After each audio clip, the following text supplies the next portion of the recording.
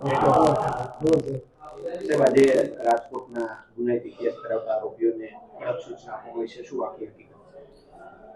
આજે રાજકોટ શહેર પોલીસ દ્વારા જેના ઉપર પાસ્ટમાં પાસા થયેલી છે અને જે હેબિચ્યુઅલ ઓફેન્ડર્સ છે એવા આરોપીઓને આઈડેન્ટિફાઈ કરીને એમની એક મીટિંગ રાખવામાં આવી હતી અને એમની ઓળખ પરેડ કરવામાં આવી હતી. તમામ જે ક્રાઇમ બ્રાન્ચના અને પોલીસ સ્ટેશનના માણસો છે જે જાણીતા ગુનેગારો અને વારંવાર ગુના કરવાની ટેવ ધરાવતા માણસોને ઓળખે, એમની શકલ પહેચાને, એના માટે એમને ક્રાઇમ બ્રાન્ચમાં બોલાવવામાં આવ્યા હતા અને એમને કડક સૂચના આપવામાં આવી હતી કે ઇન ફ્યુચર જે કોઈ ફરીથી ગુનાહિત પ્રવૃત્તિમાં ઇન્વોલ્વ થશે તો એમના ઉપર પાસા, ગુસ્સી ટોક જેવી કડક કાયદાઓ હેઠળ કાર્યવાહી થશે અને એમને કડક રીતે સૂચના આપવામાં આવી છે કે એ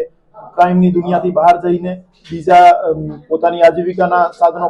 ગોતે અને ફરીથી ક્રાઇમમાં ઇન્વોલ્વ ના થાય.